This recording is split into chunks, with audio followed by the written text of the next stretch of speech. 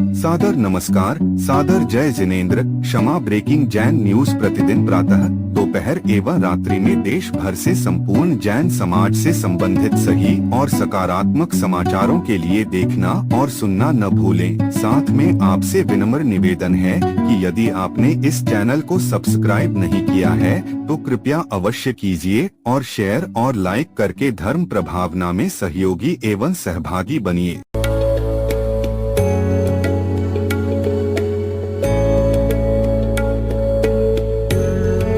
एक ऐसी संस्था जो जैन आगम के पथ पर बढ़ने वाले साधुओं की सेवा में दे रही है अपना योगदान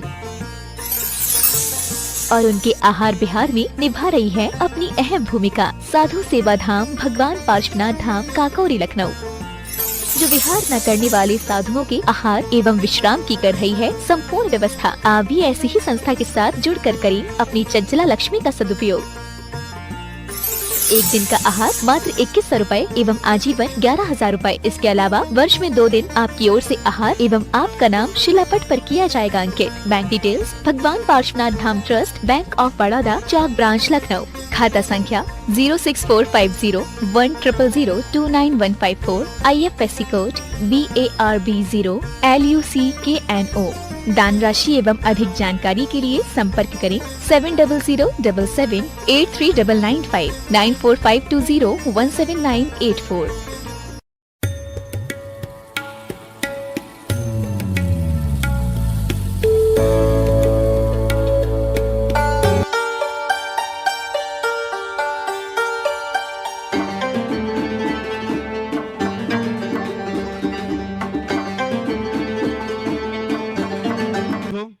पूज्य महाराज श्री के पावन चरण, चूंकि प्रोफेसर कालानी महाराज श्री के लिए आना ही था, रविंद्र भवन में 2 दिवसीय कार्यक्रम है। कल नमोकार मंत्र का कार्यक्रम है प्रातःकालीन बेला में, और 10 तारीख को 24 में तीर्थंकर भगवान महावीर स्वामी के जन्म जयंती महोत्सव का मांगलिक कार्यक्रम है। उसके लिए यहाँ पधारना था और एक सुयोग बना, अनायास सुयोग बना। हालांकि माननीय प्रहलाद सिंह जी के लिए पहले से पूर्व निर्धारित कार्यक्रम था, उनका बाहर जाना था, लेकिन जैसे ही गुरुदेव के प्रोफेसर कॉलोनी की ओर आने का समाचार उनके लिए मिला, उन्होंने अपने उस कार्यक्रम के लिए जो पूर्व से निर्धारित था उसे आगे बढ़ाया और गुरु चरणों का सौभाग्य उन्होंने प्राप्त किया है।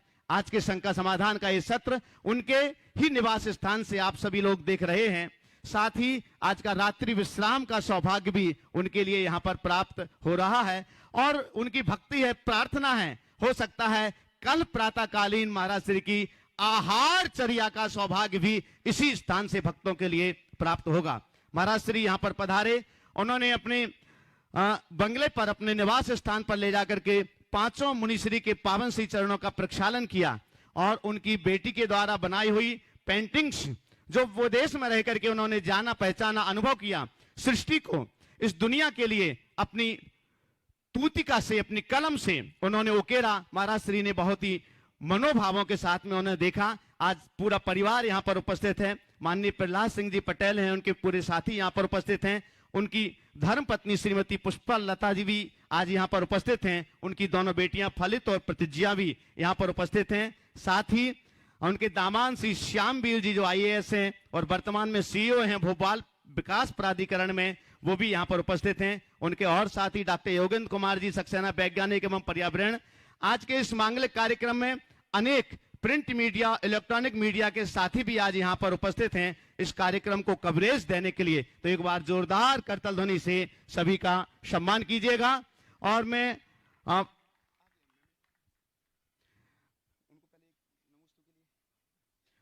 संपूर्ण परिवार को यहाँ पर आमंत्रित कर रहा हूं कि एक बार पूज्य श्री के श्री चरणों तक पहुंचे। माननीय प्रहलाद सिंह जी पटेल, उनकी धर्मपत्नी श्रीमती पुष्पलता जी, बेटी फलित और प्रतिज्ञा जी यहाँ पर पहुंचे और साथ में आपके जो भी साथी हैं कृपया वे भी पहुंचे और महाराज श्री के पावन श्री चरणों तक। साथ में दामान जी को भी मैं आमंत्रित कर रहा हूं, श्री श्यामवीर जी IAS CEO भोपाल विकास प्राधिकरण, कृपया वे भी पधारें। आप लोग करतल ध्वनि से, ये बहुत पुण्यशाली सौभाग्यशाली लोगों में से हैं। ये मंत्री के नाते नहीं बल्कि गुरु भक्त के नाते ये सौभाग्य उनके लिए प्राप्त हुआ है, मिला है। मैं गुणायतन की प्रतिकृति उनके लिए समर्पित करने के लिए आमंत्रित कर रहा हूं। गुणायतन के प्रचार मंत्री अनुभव जी सर्राफ हमारे बीच हैं। रविंद्र जी पत्रकार भोपाल से हमारे बीच हैं, कृपया पधारें।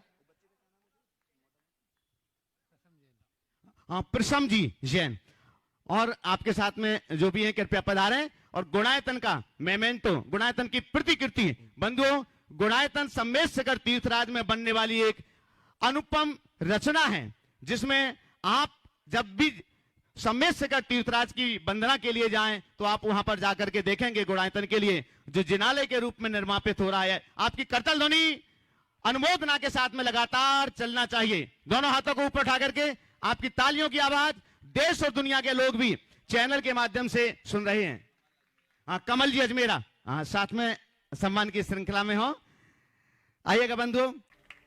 पंचायत एवं ग्रामीण विकास एवं श्रम विभाग मंत्रालय जिनके पास में है, जोरदार तालियां उनके लिए होनी चाहिए।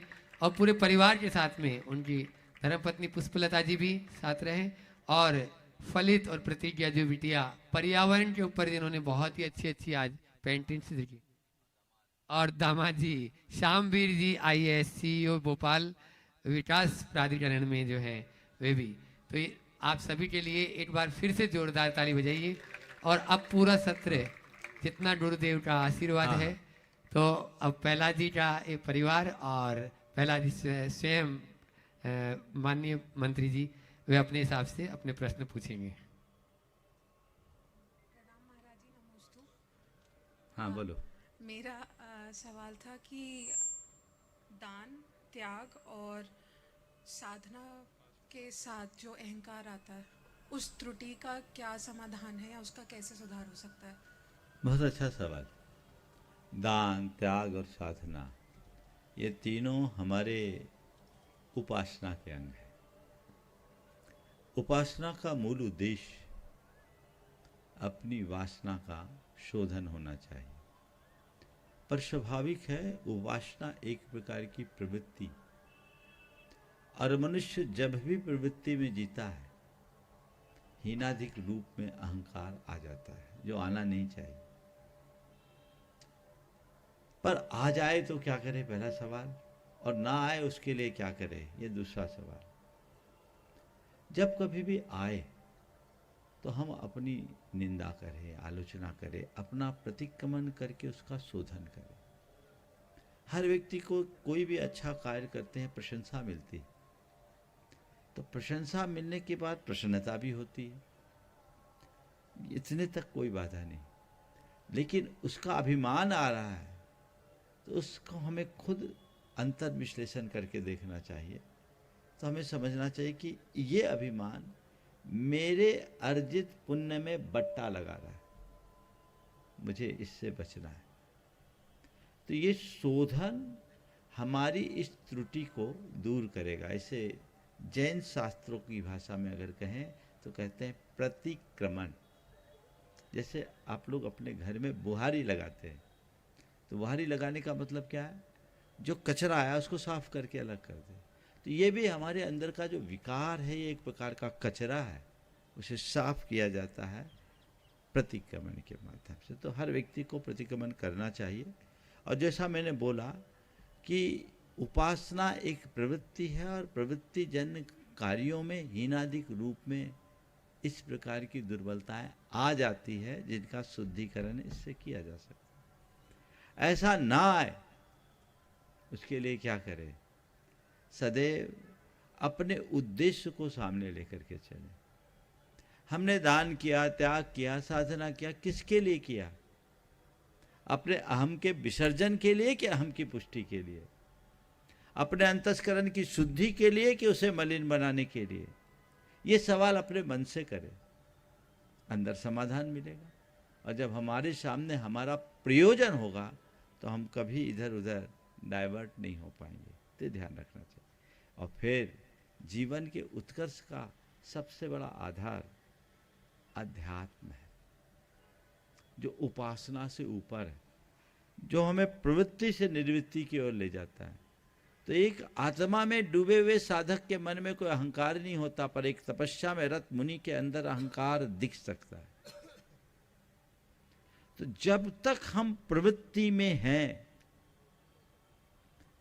कुछ नहीं है तो अपनी प्रवृत्ति के प्रति भी कर्तृत्व का भाव बना है तो अहंकार है। उससे मुक्ति पूर्ण निर्वृत्ति में है, जो आत्म संलीनता की बात है। जहां हम लोगों के यहाँ तो इतना तक कहा गया कि मैं मुनि हूं, ये भाव भी एक अहंकार है। यथार्थ न मैं मुनि हूं ना अमुनि हूं, बस हूं, उसकी प्रतीति करूं। लेकिन वो हूं की प्रतीति कब होगी? जब अंतरात्मा से कनेक्शन होगा, जब अपने में डूबे रहेंगे। लेकिन बाहर आएंगे तो अकेले नहीं आएंगे, अपने साथ कुछ न कुछ विशेषण लगाए रखेंगे। और ये जो विशेषण कुछ कुछ लग जाता है ना, यही अहंकार है, जो हीनादिक रूप में होता है। बहुत सुंदर।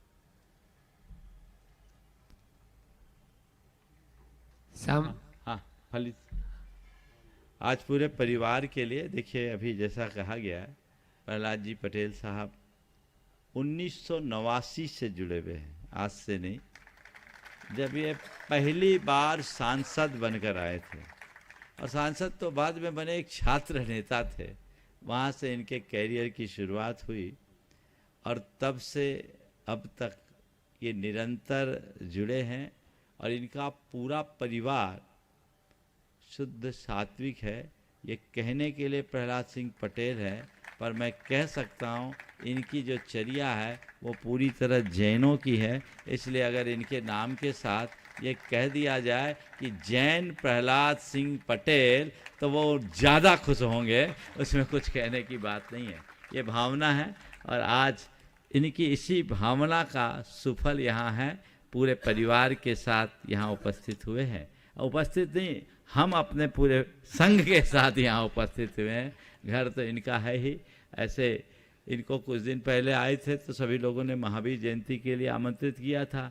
बाद में कल और परसों 2 दिन का कार्यक्रम जो यहाँ पर होना है, तो बोला महाराज जी प्रहलाद सिंह जी पटेल का घर बिल्कुल पास में ही है और वहीं आयोजन स्थल है। हमने कहा भाई जब प्रहलाद जी का है तो उनको सूचना दो। लेकिन इन लोगों की तो व्यस्तता बहुत रहती है, 24/7 रहते हैं। लेकिन तुरंत इनने आनंद फानन में अपने सारे कार्यक्रमों को परिवर्तित किया, और ये लाभ आज इन्होंने प्राप्त किया है। इनकी इस भावना का सभी लोग जोरदार अभिनंदन करें। और मैं चाहूँगा ये मौका आज परिवार के साथ शायद पहली बार मेरे पास उपस्थित हुए हैं, तो इस प्रश्न सबको करने के लिए अवसर देना चाहिए। अंत में प्रहलाद जी। महाराज जी सभी को प्रणाम, नमोस्तुते। महाराज जी मेरा ये प्रश्न है कि एक व्यक्ति गृहस्थ सामाजिक अलग अलग जगहों पे उसके अलग अलग रोल होते हैं, तो उनको बैलेंस करके उनका क्या प्रयोजन होना चाहिए। एक व्यक्ति के अपने भी कुछ सपने होते हैं, लेकिन उसकी जिम्मेदारियां भी होती हैं अपने आप के प्रति, अपने परिवार के प्रति, अपने देश के प्रति। तो उनका निर्वहन उनको किस तरीके से करना चाहिए? बहुत अच्छा सवाल। मैं आपके सवाल को थोड़ा और विस्तारित कर देता हूँ। एक व्यक्ति को अपने पर्सनल लाइफ, अपने फैमिली लाइफ, अपने प्रोफेशनल लाइफ, अपने सोशल लाइफ और अपने रिलीजियस लाइफ के साथ कैसा संतुलन बनाना चाहिए, शायद आप ऐसा ही पूछ रहे हैं। देखिए, मेरी राय में व्यक्ति को सबसे पहले अपने पर्सनल लाइफ पर फोकस करना चाहिए। पर्सनल लाइफ में केवल एक्सटर्नल नहीं, इंटरनल भी एक डिसिप्लिन आना चाहिए पूरे जीवन में, इस तरीके से कि हम अपने जीवन की खुशियों को सुरक्षित रख सकें और हमारे जीवन में एक लय हो, एक अनुशासन हो, जिसका आनंद हम ले सकें। जब हम किसी लय में जिएंगे तो हमारे चारों ओर संगीत गूंजेगा और वो संगीत सबको आनंद से भरेगा। जब हम खुद से खुश नहीं हैं, खुद से संतुष्ट नहीं, तो परिवार को संतुष्ट नहीं कर पाएंगे। तो परिवार को संतुष्टि देने के लिए खुद को संतुष्ट रखना चाहिए, खुद को खुश रखना चाहिए, और खुद को खुश रखने के लिए खुद को समझते हुए खुद के साथ खुद का संवाद बनाए रखना चाहिए। फिर आप परिवार के साथ आइए। वो हमारी जिम्मेदारी है। तो परिवार को भी अपने आचरण और व्यवहार से हम संतुष्ट करें। परिवार के लिए जो ज़रूरतें हैं वो हम दें। हम ये ध्यान रखें कि हम परिवार का एक हिस्सा है, और जब हम हिस्सा हैं तो परिवार के प्रति जो हमारी जिम्मेदारी है हमें बखूबी निभाना चाहिए। फिर हमारा जो प्रोफेशन है वो अपनी जगह है। अगर हम अपने प्रोफेशन पर पूरा फोकस नहीं कर पाएंगे तो स्वाभाविक है हम खुद को और अपने परिवार को संतुष्ट नहीं कर पाएंगे। लेकिन ये ध्यान रखना चाहिए कि हम प्रोफेशन अपना रहे हैं किसके लिए? अपने लिए, ये परिवार के लिए। हमें ये देखना है कि मेरा जीवन प्रोफेशन के लिए है या प्रोफेशन जीवन के लिए। ये बात ध्यान में रखें। यदि यहाँ हमने जीवन को प्रमुखता दे दी तो फिर प्रोफेशन हम पर कभी हावी नहीं होगा। जो हमारी जिम्मेदारी है उसका कर्तव्य के भाव से हम निर्वाह करें, उसका अहंकार न करें, उसमें कोई कटौती भी ना करें। जहाँ तक सोशल लाइफ की बात है, हमारे जीवन के निर्माण में समाज का बहुत बड़ा योगदान है। आज वह समाज ही है जिसके कारण हम एक सभ्य, संस्कारित, सुशील और जिम्मेदार नागरिक बन पाए। यदि समाज का ये संस्कार हमें नहीं मिला होता तो हम कहाँ होते? तो हमारी जिम्मेदारी है कि जिस समाज ने हमारे जीवन का निर्माण किया हम उस समाज के निर्माण में कुछ योगदान दें।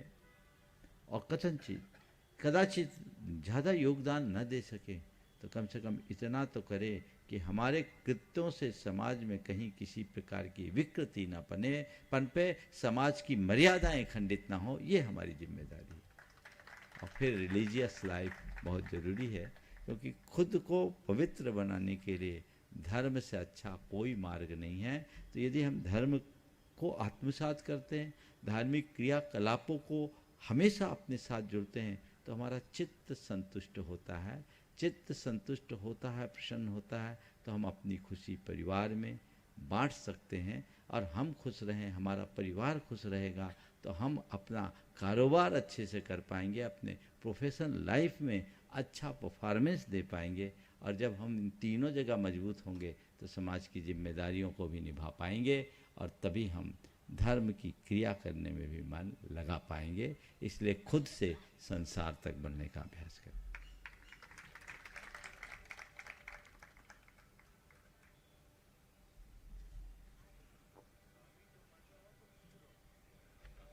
महाराज जी को प्रणाम।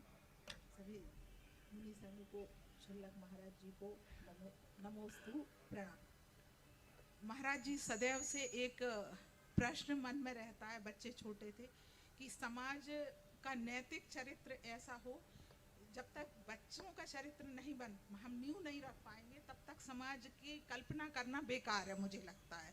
तो समाज, मुनि संघ और जो जनप्रतिनिधि होते हैं वो मिलके कैसे करें कि हमारी नींव मजबूत हो, जिसमें आचरण संस्कार के साथ जब हम आगे बढ़ेंगे तो जो भ्रष्टाचार या सारी बातें आती हैं वो सभी का समाधान, मतलब मुझे लगता है वो उस नींव से ही शुरुआत होना चाहिए, तो वो समाधान समाज को मिल पाए।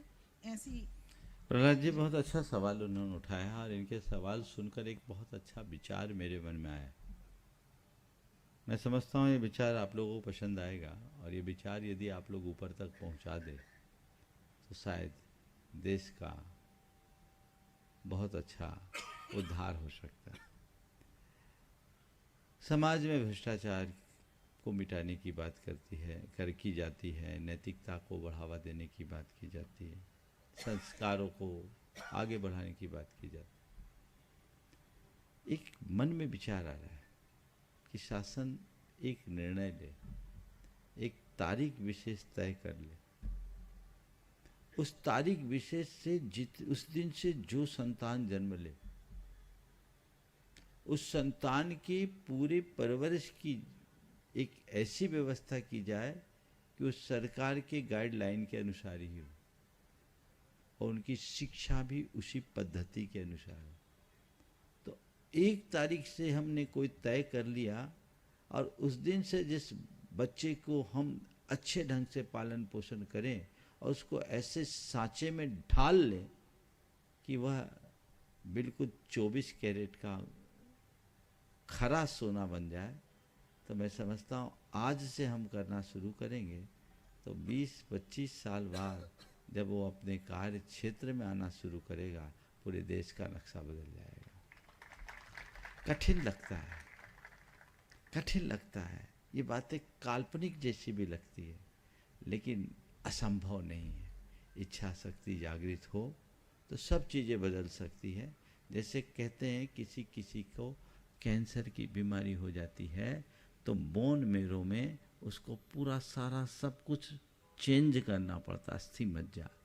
तो मुझे लगता है आज हमारा बोन मेरो ही खराब हो चुका है, उसे ठीक करना है, उसकी जड़ों को सुधारना है।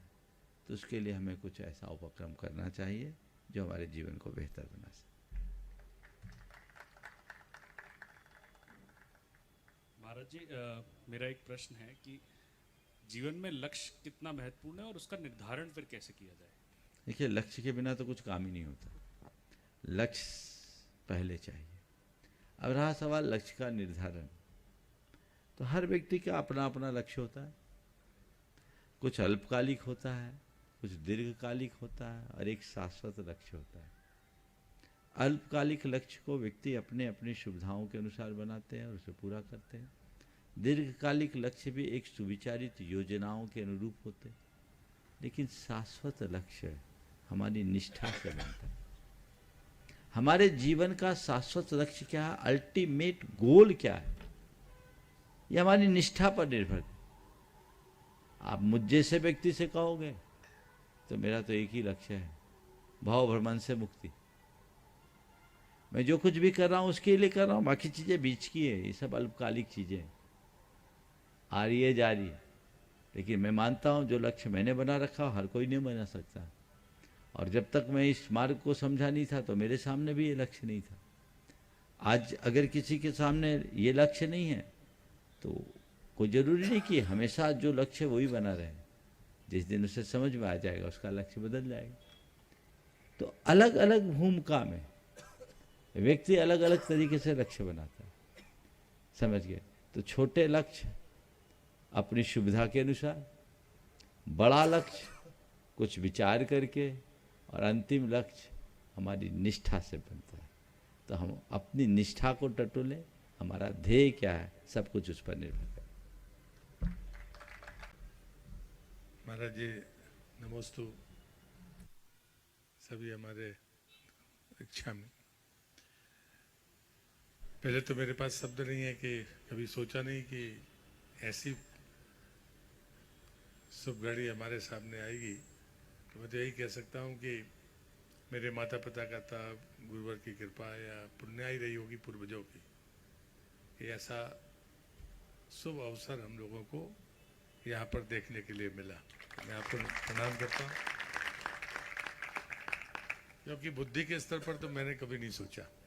आहार देने का सोचता था, वो भी गोटे गांव में, कि कभी वहाँ सामने से मुनि संघ गुजरता था तो ये मन में बात आती थी, पर ऐसा होगा ऐसा कभी सोचा नहीं। और इसलिए मुझे कोई आश्चर्य नहीं है, लेकिन मैं शब्दों में व्यक्त नहीं कर सकता। लेकिन एक बात मैं बहुत दिनों से देखता हूँ, लोगों से कहता भी हूँ। एक बार मेरे गुरुदेव ने मुझसे कहा था कि वो टेलीफोन पे बात करते नहीं थे, तो मैंने सहज में पूछा कि संदेश कैसे मिलेगा जब संवाद होना नहीं है किसी माध्यम से। तो उन्होंने एक बात कही थी कि धरती पर अगर हो तो बोले देश की रेखाएं तुम्हारे द्वारा खींची गई, धरती माता तो एक ही है।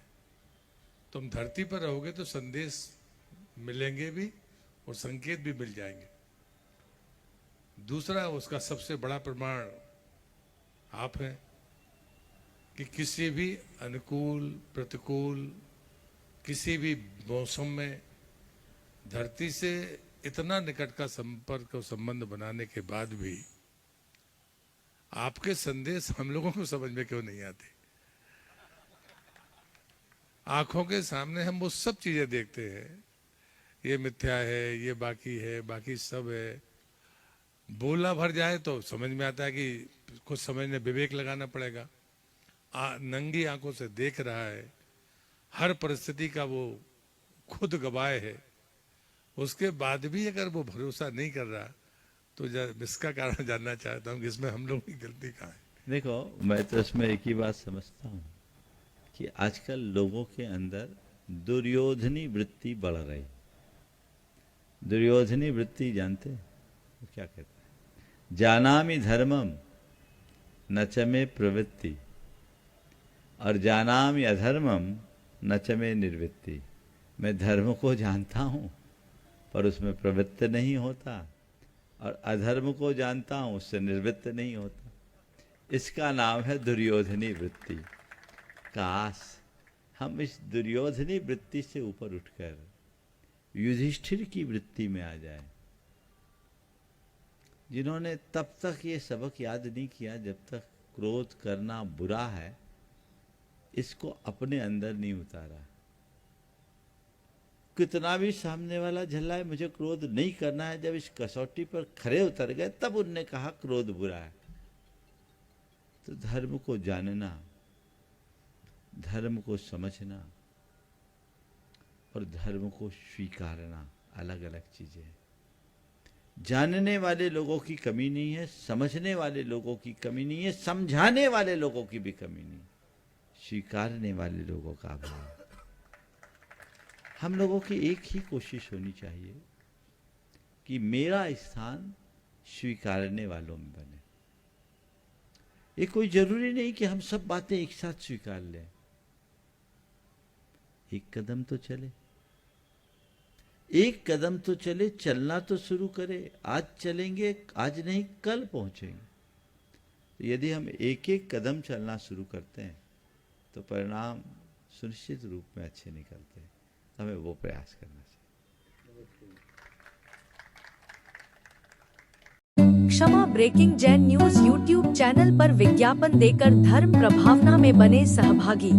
विज्ञापन देने हेतु संपर्क कीजिए मोबाइल नंबर 9026900740 एवं समाचार एवं वीडियो भेजने हेतु व्हाट्सएप नंबर 9335236222।